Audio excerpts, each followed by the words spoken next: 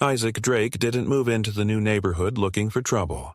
If anything, he chose that particular corner of the sleepy East Bridge development because of its quiet reputation, uniformity, and predictability. After 30 years in the private security sector, where predictability was a luxury, he had grown to value silence, order, and knowing where everything belonged. When he closed on the townhome, a modest 2-story unit tucked into the corner of a cul-de-sac, what he appreciated most wasn't the square footage or the upgraded appliances. It was the clearly marked, legally designated parking spot in front of his unit. His spot. Not shared, not up for debate, not first come, first serve. It was printed in black on the deed, assigned in perpetuity, and in a neighborhood where street parking was both scarce and tightly monitored, that little rectangle of pavement was non-negotiable to him. It meant finality. It meant ownership. It meant the last chapter of his life could begin without nonsense. The first few weeks after the move went as expected. Boxes were slowly unpacked, the garage was organized with surgical precision, and Isaac made a point of nodding to his neighbors without inviting conversation. He wasn't unfriendly, but after years of managing volatile clients, he found social exhaustion came quickly. Most people seemed to respect that unspoken boundary, save for one. She introduced herself within 48 hours. Her timing was impeccable. Mid-morning on a Sunday, right as he was dragging flattened cardboard boxes to the recycling bin. She was probably in her late 50s, with a commanding, artificially sweet tone and bright coral lipstick that cracked as she smiled too wide. "Karen Monroe," she chirped, extending a manicured hand toward him like a queen bestowing a gift. "Unit 6C, right across from you. I like to know who's around me." Isaac shook her hand politely but did not offer more than his name. She didn't wait for an invitation to continue talking. "I hope you don't mind. I had to park in your spot yesterday." Huh? "The plumbing guys came by for a leak, and they needed room to maneuver. Your spot is just easier for vans, you know?" He didn't answer right away. She filled the silence. "Anyway, I'm sure you understand. It's only temporary." He met her eyes directly for the first time. "That's my assigned space. Please, don't use it again."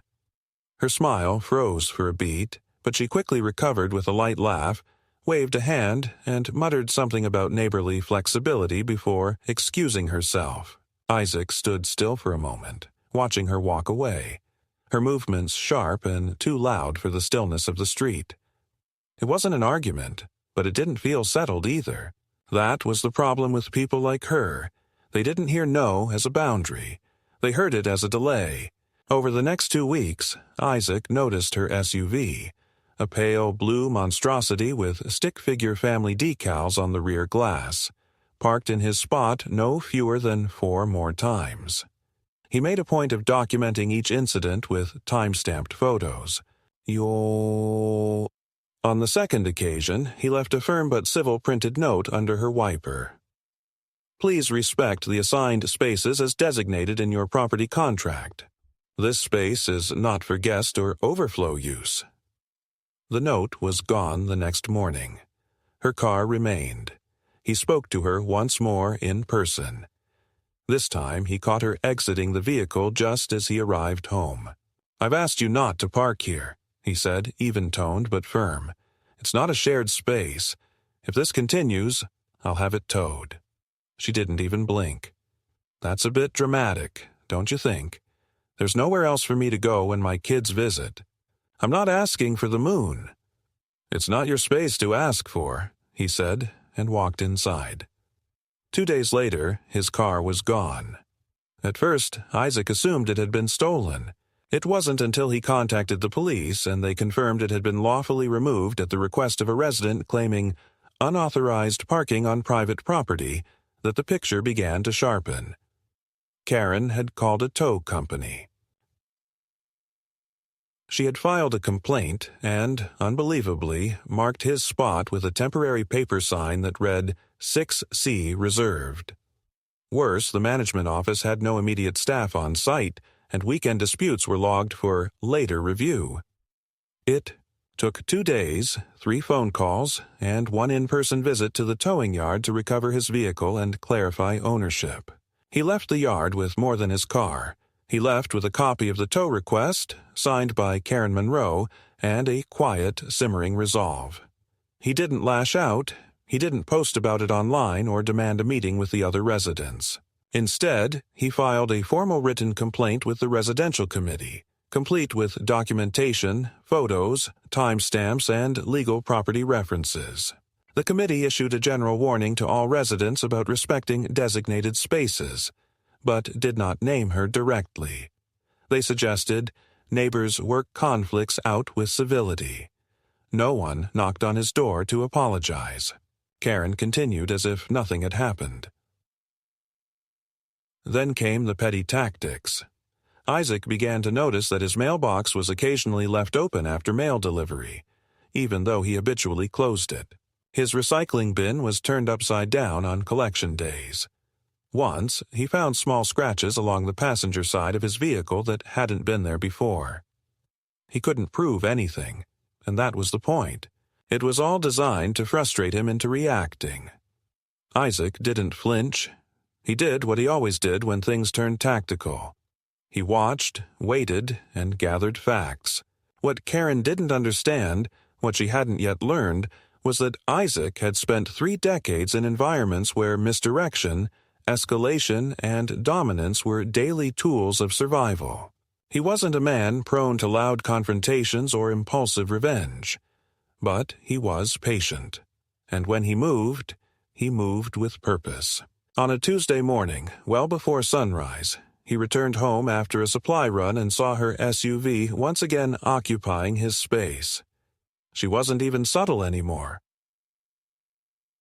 The arrogance of it was almost impressive.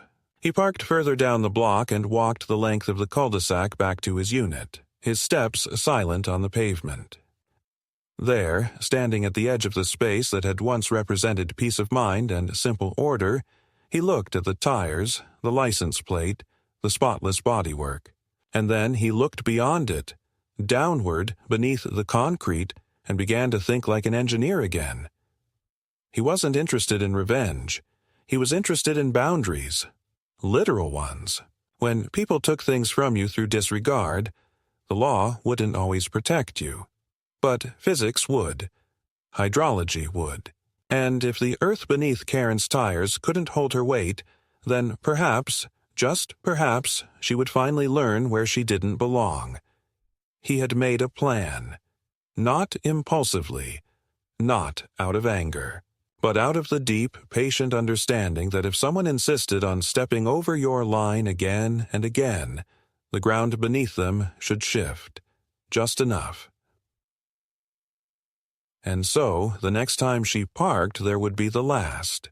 The morning after Karen once again parked in Isaac's space, he rose earlier than usual, not because of rage or anticipation, but out of clarity. He brewed his coffee, sat on the back porch, and reviewed the permit regulations for residential property modifications in his county. He wasn't planning retaliation. He was planning terrain. The space in question, though paved, fell entirely within the perimeter of his plot. It was part of his parcel, recognized on the local plat map, even though the asphalt ran seamlessly from curb to curb. That detail was important. What looked shared to the untrained eye was in fact privately owned. That was leverage, and Isaac never moved without leverage. He took the rest of the day to inspect the soil beneath the space. It wasn't deep, only a thin layer of packed earth before hitting compact clay. That was good, stable, predictable. He wasn't going to dig a crater or a trap. He was going to reshape runoff. Water had always been nature's scalpel. When used right, it carved quietly, with purpose, leaving no fingerprints, just consequence. Before any physical change, though, Isaac began laying the groundwork on paper. He requested a drainage assessment from the city under the pretense of pooling water near his driveway after recent storms. It was a vague complaint, but the city responded, scheduling an inspection within 10 business days. That timeline suited him. He wasn't going to wait for them to confirm what he already knew, that small modifications to surface grading were permissible so long as they didn't affect shared infrastructure. But having it logged, documented, and initiated gave him air cover. Bureaucracy always worked better when it moved slowly and in writing. By the time the inspection was booked, Karen's car had returned to his spot 3 more times. He didn't photograph it anymore. He didn't speak to her. He let her settle into the pattern, because people like her only understood disruption when it broke the rhythm they believed they controlled. Isaac ordered a temporary privacy screen under the guise of exterior repainting, then used it to shield the front third of his lot from view. Behind it, he began marking the ground, not with spray paint or stakes, but with a string level and chalk lines. Geometry, not emotion. That Friday evening, after the sun dipped and the streetlights began to hum, Isaac set to work with a trenching spade and shovel. He dug silently, not furiously, removing a uniform depression 3 feet wide, 12 feet long, and roughly 15 inches deep. Enough to appear harmless when dry, almost like landscaping preparation. But with the right layering, it would become something else entirely. He lined it with commercial-grade rubber membrane, typically used for garden ponds, and installed a gravel base beneath. To the side, hidden under the front shrubs, he placed a simple pump and drainage pipe angled from the downspout of his gutter system. With the next heavy rain, it would fill gradually, invisibly. The water level would rise only once saturation was reached, and even then it would appear shallow, until someone stepped or parked into the center. The next morning, Karen knocked. Isaac opened the door, not surprised. Her expression was something between indignation and smug curiosity. "Are you doing construction?" she asked, her eyes narrowing as she gestured toward the barrier screen. "Yard improvement," he replied. "Permitted." She crossed her arms. That better not involve the parking spots. The HOA was very clear last year when someone tried to install a planter. "It's my land," he said, his tone flat. "Documented." "Checked twice." She huffed, clearly thrown off by the lack of resistance, and walked away without another word. That day, she parked elsewhere, but Isaac knew it wouldn't last. 3 days later, the rain came. A heavy, slanted storm that swept across the coast and settled over their neighborhood like a gray curtain. Water beat the sidewalks, pooled along the curbs, and dripped endlessly from the gutters. Isaac sat inside, calm, watching the feed from his indoor camera that faced the front window through a crack in the curtain. Nothing moved outside that night. But by morning, the puddle had reached optimal depth, about 10 inches in the center, tapering at the edges. Still beneath the curb line. Still legal. He removed the privacy screen just before dawn.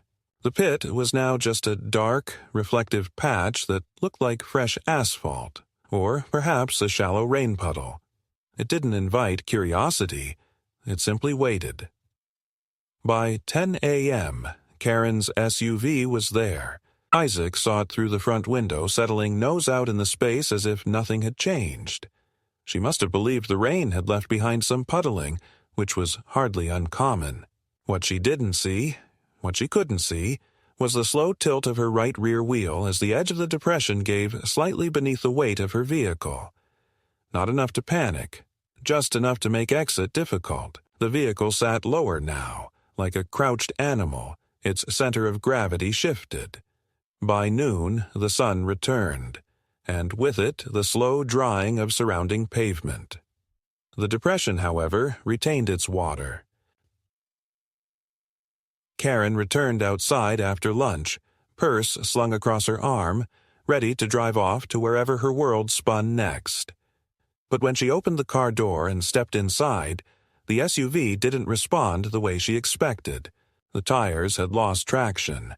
The rear was slightly sunken, water lapping at the wheel wells. When she tried to reverse, the tires spun gently, then more aggressively. The water churned. The vehicle rocked slightly but didn't move. Isaac didn't watch directly. He didn't need to. He heard the revving through his closed window. He heard the splash and the sudden yell, muffled but sharp. The frustration was evident. He made a mental note to monitor the pressure relief system later. Everything was operating within expectations. Karen called someone. He didn't know who. Perhaps roadside assistance. Perhaps a friend. But when a tow truck arrived half an hour later, its operator hesitated before approaching. The water covered nearly the entire front length of the SUV now, and the depression when entered by the larger truck would likely cause further sinking. It took several minutes of discussion, hand-waving and gesturing before they arranged a cable pull from the street. Isaac walked outside then, casual, quiet, holding a broom. "Need help?" he asked. Karen didn't answer. The driver looked at him, wary. "I own this spot," Isaac added, pointing to the curb. "All of it. Just don't damage the drainwork beneath." The driver gave him a look of restrained gratitude. Once the SUV was out, Karen glared at him, wet to the ankles. Her shoes were ruined. She opened her mouth to speak, then stopped. For the first time, she looked uncertain, not angry, confused, as if trying to process how she had lost control of something that had always, in her mind, belonged to her by habit, by assertion, by sheer volume. She left without speaking. That evening, Isaac installed a simple decorative stone perimeter around the depression, now drained and drying.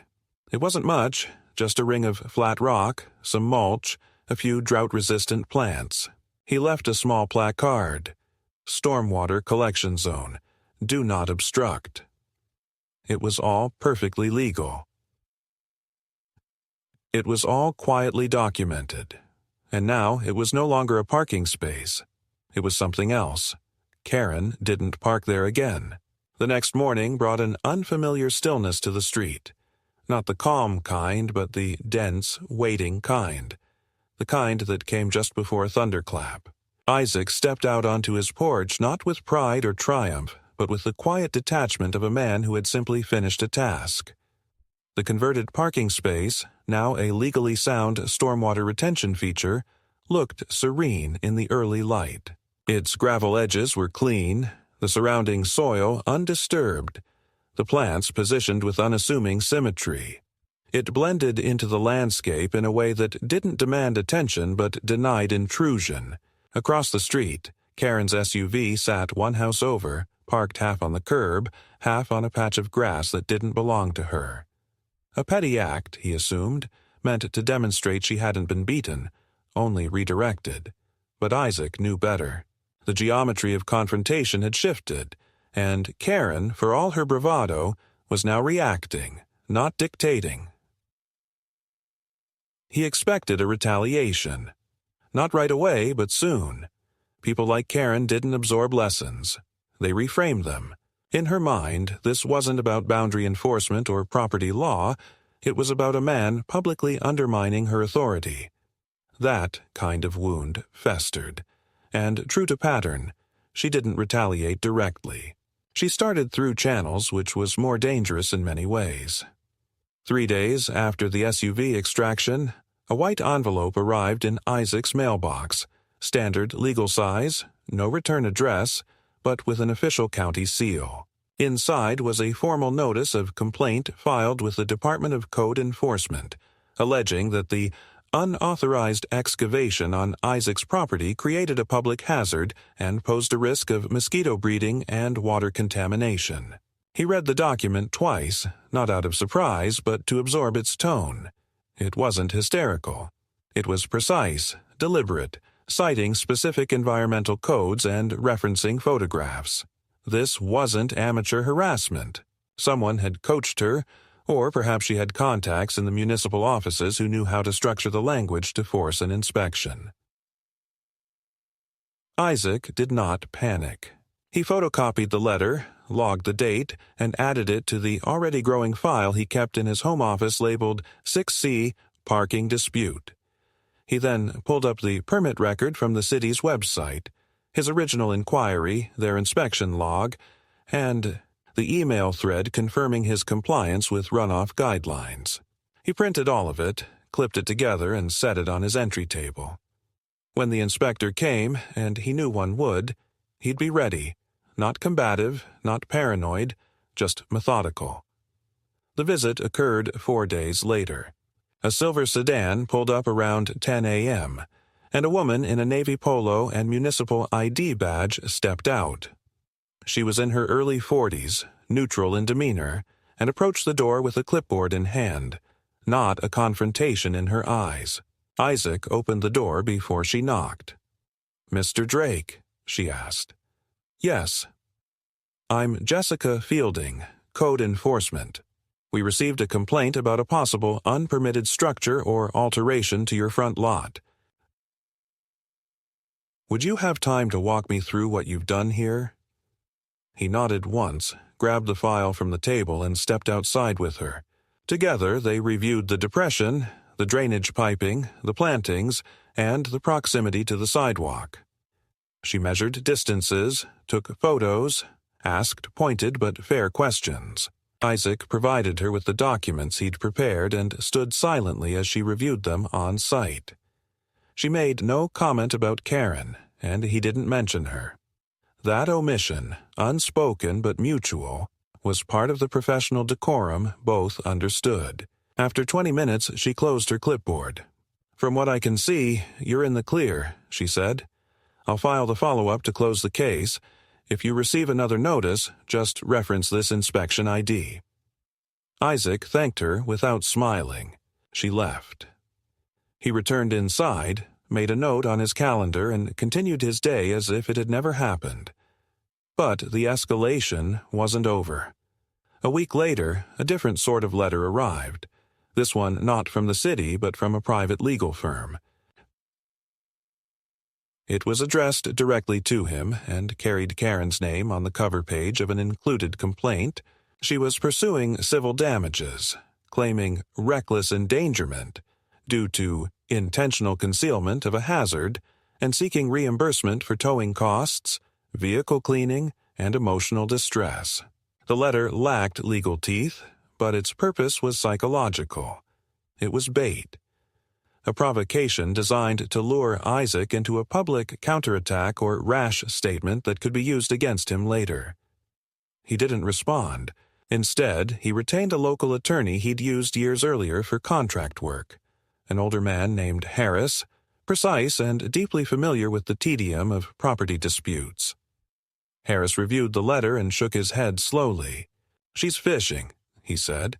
"There's no case here. You're compliant, documented, and frankly, it reads more like a tantrum than a claim. But we'll issue a formal response anyway."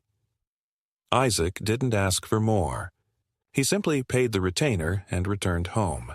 That night, his trash can was knocked over again, and for the first time, he noticed something else, a smear of raw egg across his driver's side mirror.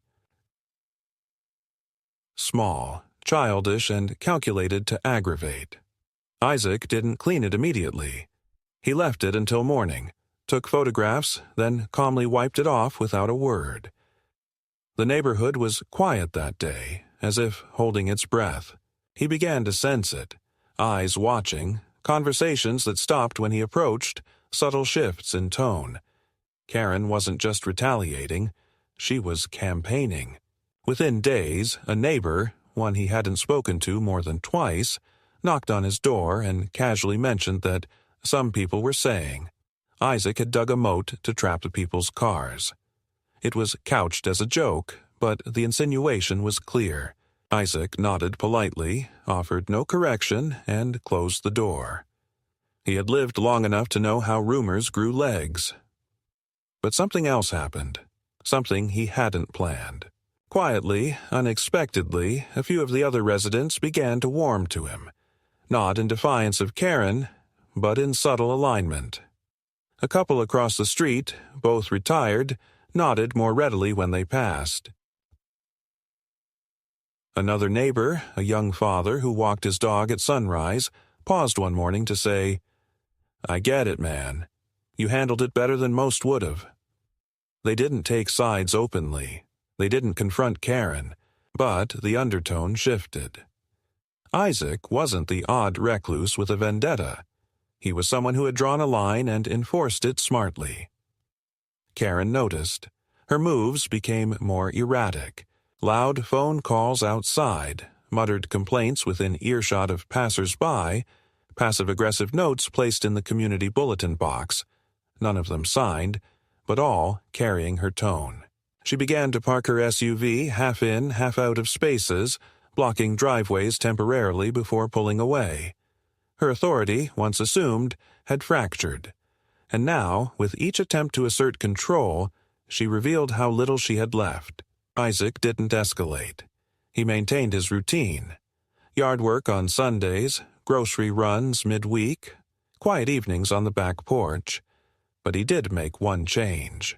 He added 2 small, unobtrusive cameras, one aimed at the stormwater depression, the other watching the sidewalk in front of his property. Not hidden, not threatening, just present. Their installation was quiet, uneventful. But once they were there, incidents stopped. No more eggs, no more tipped cans. Karen hadn't been caught. She had simply seen that he was finished playing. The neighborhood returned to its rhythm. But the game had already changed. 2 weeks passed with an eerie semblance of peace. The neighborhood returned to its quiet habits. Morning joggers, idle conversations over lawn maintenance, distant laughter of children during the last warm days of fall. Karen's SUV now parked a full house down the block, and while she still moved through the community with her usual sweeping presence, something had dulled in her step. The prying confidence, once sharp and relentless, now gave way to short, rehearsed glances, as if constantly checking to see who might still be watching. For Isaac, it was less about relief and more about verification. He never expected an apology. That wasn't how people like her operated. What he watched for instead were adjustments in behavior, those small course corrections that told him she now calculated her moves instead of assuming their authority. That was what mattered, that shift. He had almost allowed himself to settle again, to resume the simple routines that had drawn him to this neighborhood in the first place, but tension has a way of reappearing once it realizes it's been forgotten. One morning, a plain manila envelope appeared wedged in his front storm door. Unmarked, unsigned. Inside was a printed letter, typed with care, that read more like a neighborhood manifesto than a threat. It accused Isaac of deliberate manipulation of property in a way that endangers others, of setting a precedent for hostility under the guise of legality, and closed with the line, "We all see what you're doing." The tone wasn't Karen's. Not entirely, but the timing, the language, and the message were her fingerprints. She had changed tactics again. If she couldn't fight him one-on-one, she would try to recruit others to isolate him. Isaac read the letter once, then again, and placed it in the folder with the rest of the documentation. This wasn't new. This was pressure, redistributed. But what it signaled was that Karen hadn't retreated. She had simply gone underground, shifting her efforts into the currents that ran beneath polite suburban life, alliances, gossip, soft excommunication. It didn't intimidate him, but it changed the math. He needed insulation, not more confrontation. He made an appointment with his attorney, not to sue or threaten, but to review contingency options should Karen's campaign turn institutional again. They went over liability language, property easement laws, and the terms of his community agreement. Harris, his lawyer, was thorough, unexcited, and quietly impressed with Isaac's diligence. "You're not dealing with an adversary," Harris said as he thumbed through the folder. "You're dealing with an audience. She's not trying to win.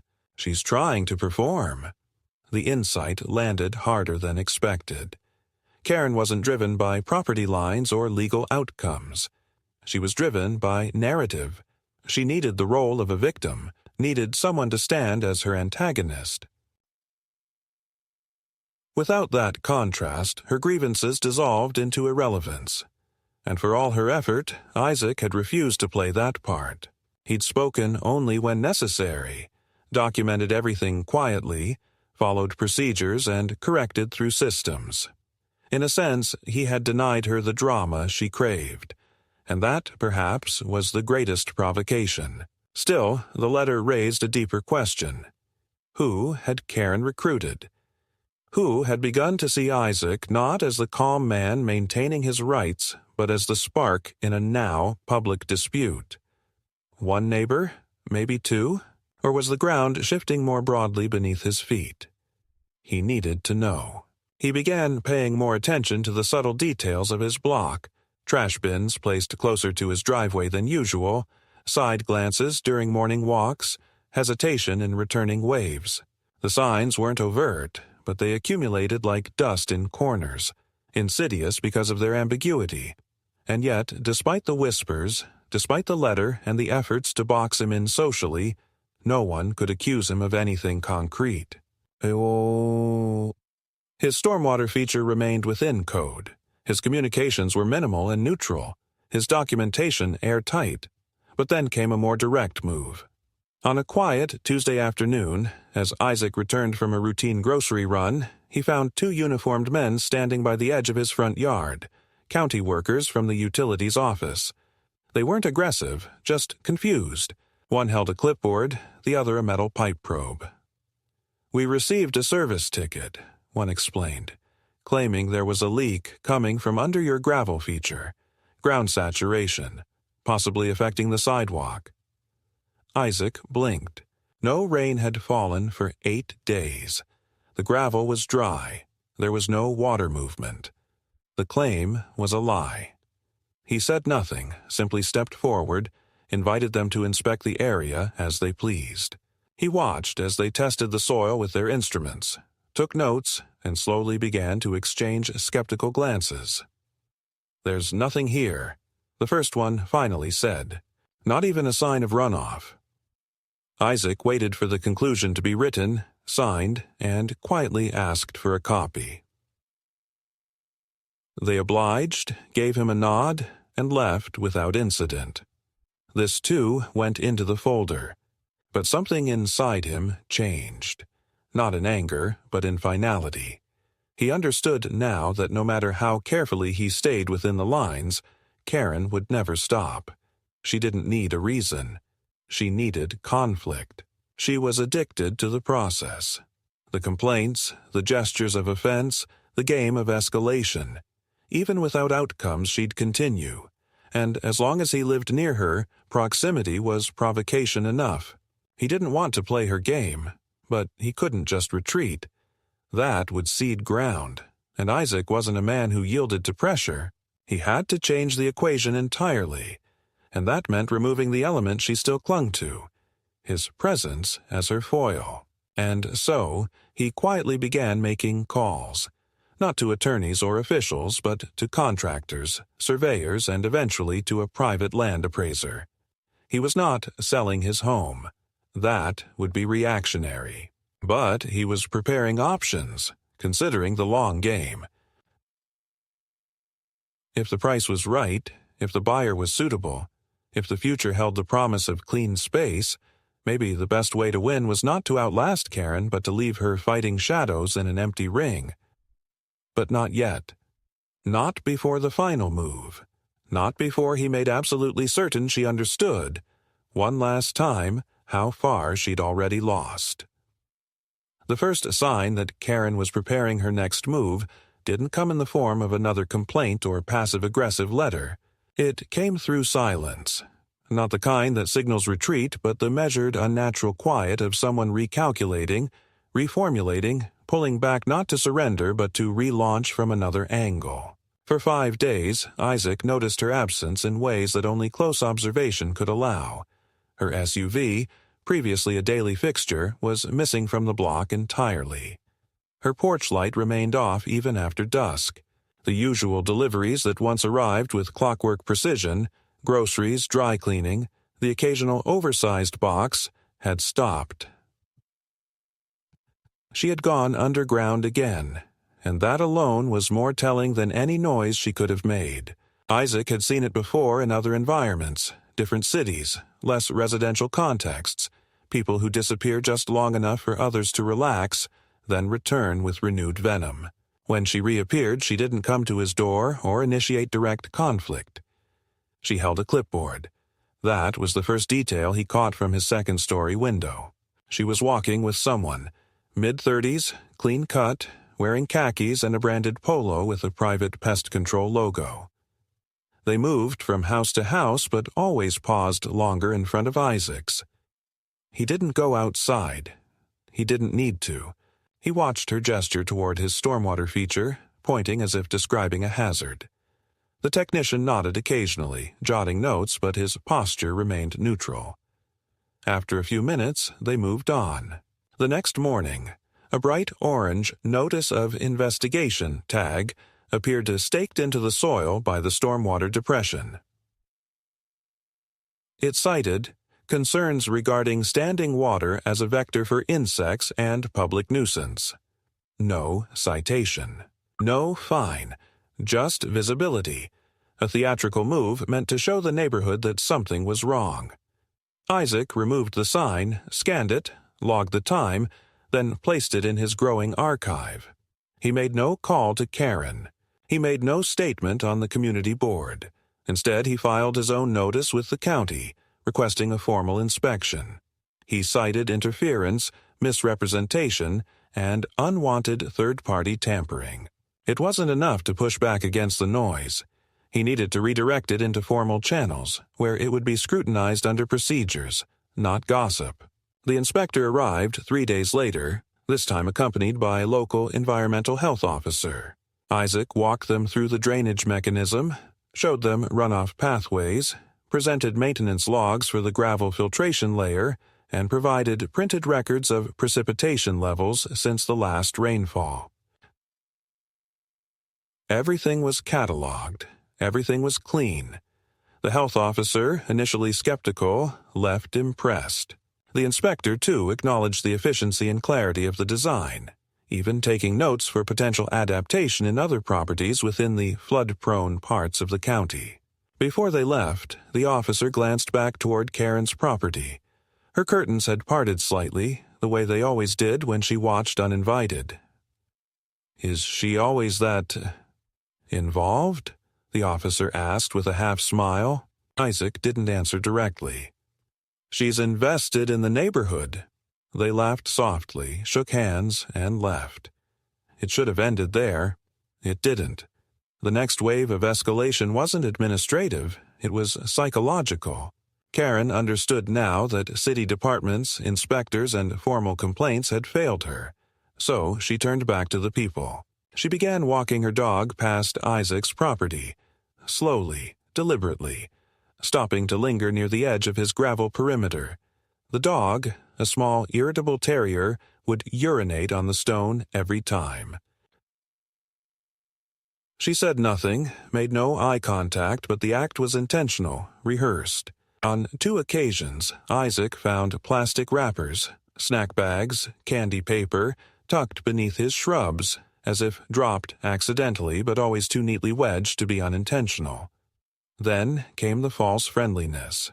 Karen, in broad daylight, began to speak louder when neighbors were nearby, crafting innocent-seeming narratives for their benefit. "I just feel awful about what happened with the car," she'd say, loud enough for Isaac to hear through an open window. "I mean, he must have had his reasons, but it's hard not to feel a little targeted, you know?" Or, "I think he's just private, which is fine. I just wish he'd been willing to talk before things got complicated." Each statement a weapon disguised as concession. Each word an invitation for others to choose a side. Isaac stayed silent. He didn't engage. But the atmosphere changed again. Not drastically, not all at once, but subtly.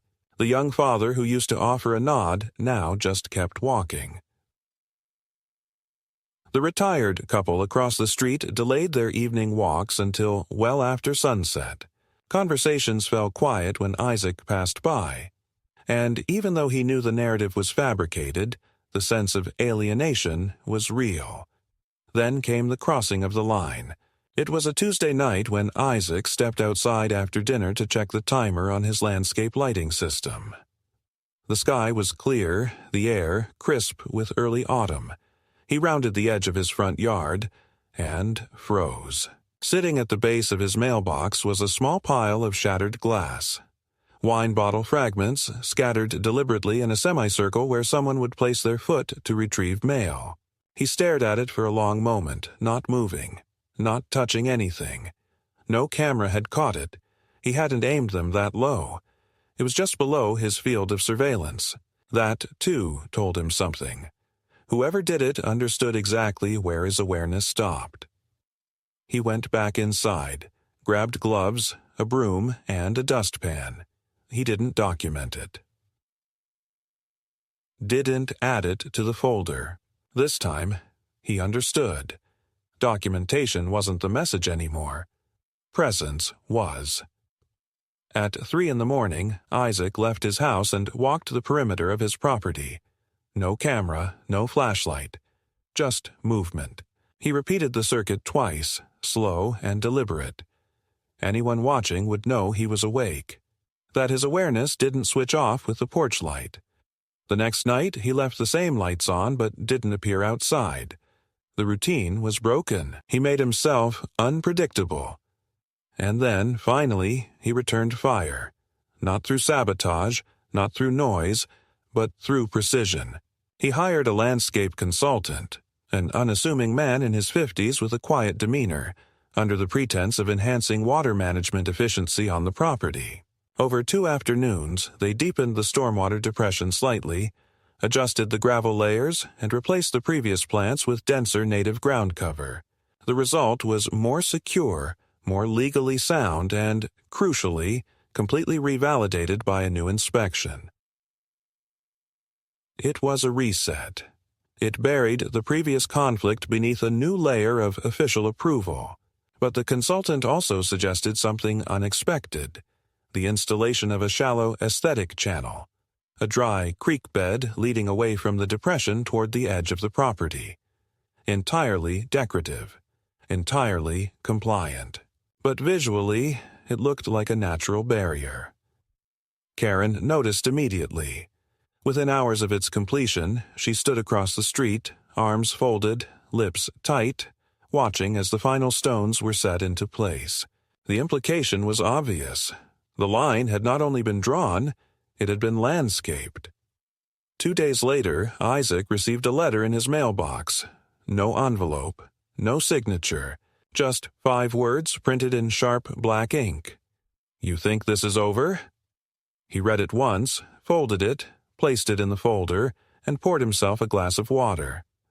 Not out of fear, not even caution, but because now, finally, he knew.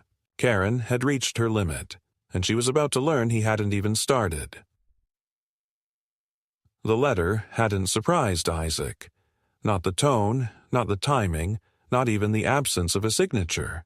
Karen's threats had grown progressively less formal and more emotional, revealing the unraveling of a person who once believed that performance and pressure would be enough to bend reality in her favor. That 5-word note wasn't a warning.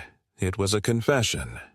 She had exhausted her channels, burned through her tactics, and what remained now was the raw assertion of ego grasping for relevance. Isaac didn't react to it outwardly, nor did he report it. There was nothing actionable in the words. But what they confirmed, beyond doubt, was that she was approaching the edge where logic gave way to compulsion, and when people crossed that threshold, they stopped measuring consequences. That Friday evening, as twilight swallowed the street in amber hues, Isaac stepped outside to adjust the motion sensors on his perimeter lights.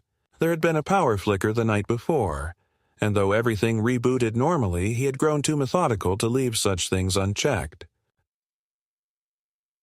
As he rounded the southern edge of his front yard, something caught his eye.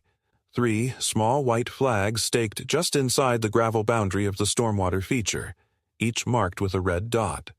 Utilities markers. Temporary, flimsy, but official-looking enough to suggest pending work. He hadn't filed any requests. No one had contacted him. These had been placed without notice. He returned inside, checked the local utilities ticket system online. No open service calls for his address. He filed a tampering report, timestamped the photos, and left the flags where they were, untouched. The placement was too precise to be random. Someone wanted them to be seen, not by him, but by others. A signal to the neighborhood. A hint that something was still unresolved. 2 nights later, the motion light on the northeast side of the house triggered at 2:41 a.m. Isaac, already awake, looked through the side window and saw a shadow pulling away from his property. Brisk, compact, retreating into the alley that ran behind the block. No vandalism, no entry, just a presence. Someone checking boundaries, testing nerve. By morning, he found 3 more wrappers near the mailbox, this time balled tight, weighted with small stones so they wouldn't blow away. On one, faint pen lines read, "Neighborhoods are built on trust." The words weren't Karen's. The hand was different. But Isaac understood. The circle was growing. She was either recruiting or inspiring others. It didn't matter which. The message was clear. She wasn't isolated anymore. But she was wrong. He wasn't either. That same afternoon, Isaac was approached by Mr. Galloway, an older neighbor 3 houses down, someone who had remained publicly neutral throughout the entire saga. Galloway was known for his tidy hedges and his tendency to talk in long, meandering stories that often went nowhere. But this time, he got straight to the point.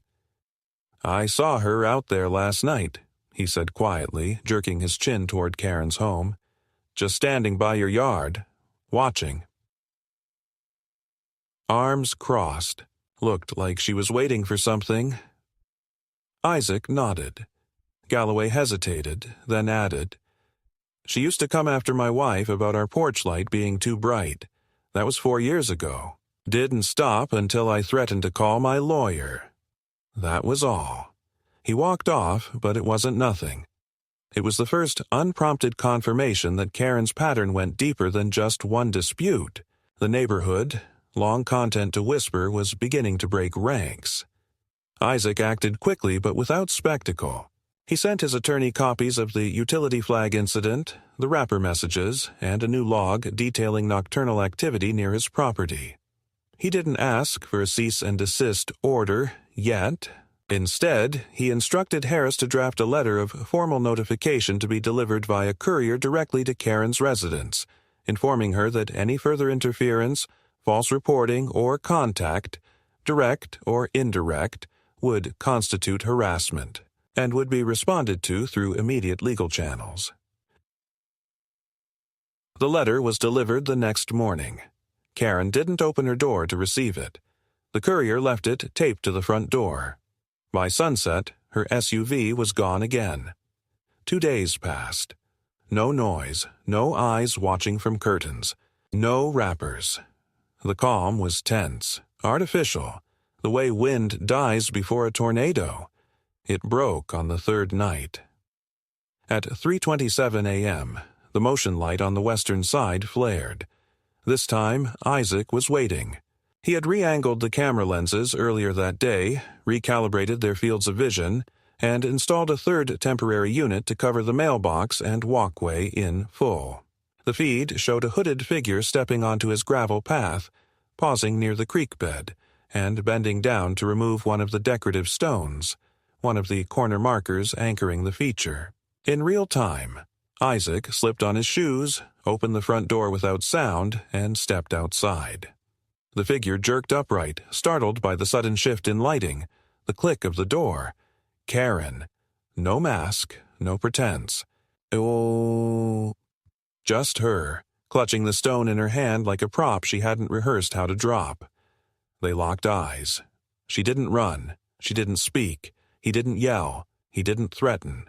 He simply stepped forward slowly, stopping halfway across the yard, his presence enough to reclaim the space between them. After several long seconds, she dropped the stone and walked away. No apology. No explanation. Just departure.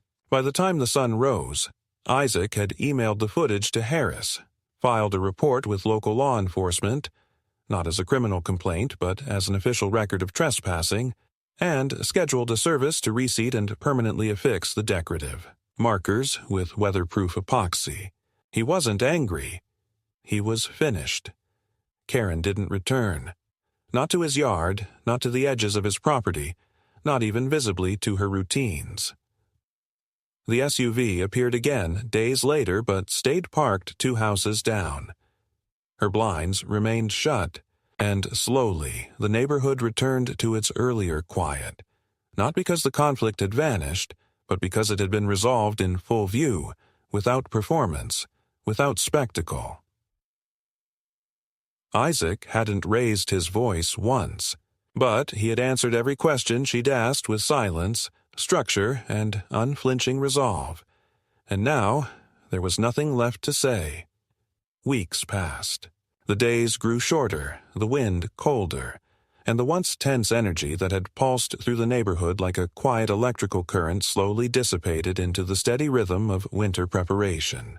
Leaves turned, gutters filled, porch decorations changed hands, and Isaac observed it all with the detached serenity of someone who had chosen his battles carefully and won them without making a spectacle of it. He no longer checked his cameras obsessively. He no longer documented rappers or watched for shadows behind windows. Not because the threat had vanished entirely, but because the threat had been neutralized at the source. Karen had become quiet in a way that didn't feel temporary. Her SUV now remained parked far from his property, and though she still lived just across the street, her presence had retreated into the walls of her home like a wounded animal licking old injuries. She was no longer dangerous, just background. Isaac never saw her directly after that night in the yard. He'd catch glimpses, a silhouette behind blinds, the flicker of a light turning off upstairs, but there were no more confrontations, no more stray notes, no more manipulations disguised as neighborhood concerns. Something in her had broken when he stepped outside and met her face to face in silence. Maybe it was the realization that intimidation had failed. Maybe it was the footage, the formal letter, the law catching up to her in subtle but immovable ways. Or maybe, most simply, it was the power of being seen not as a victim, not as a misunderstood neighbor, but as a trespasser without cause. Whatever it was, she stayed gone. Isaac didn't celebrate. He wasn't that kind of man. He took no joy in winning, only in restoring order. And so, when the final landscaping work was completed, markers sealed, gravel beds reinforced, native plants rooting cleanly along the edge of the dry channel, he stood quietly at the edge of it all, hands in his jacket pockets, and exhaled into the crisp air like a man finally allowed to stop holding his breath.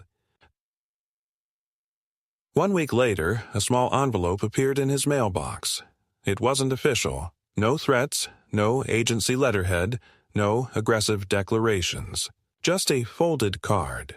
Simple, blank on the outside and inside, 3 words in uneven handwriting. You held ground. No name, no return address, just that. The handwriting wasn't Karen's. That much he was certain. It was someone else. A neighbor, perhaps.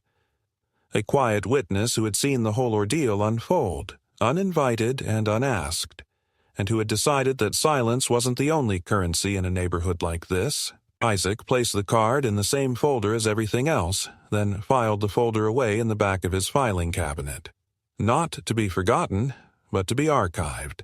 Evidence not of a fight, but of a line held with discipline and clarity. He no longer parked in the space. After everything, it had become more symbol than function.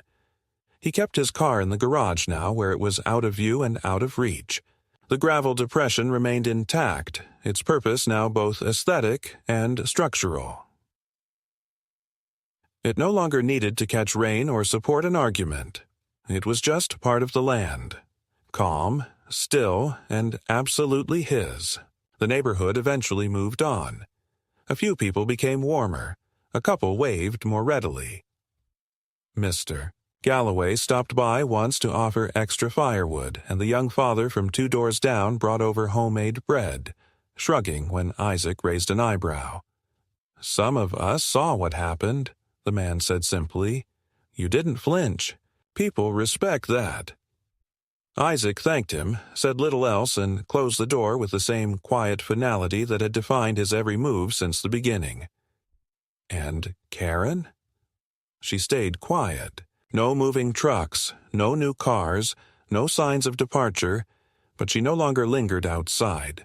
Whatever story she had tried to tell about herself had stopped being heard, and in the silence that followed, she became smaller.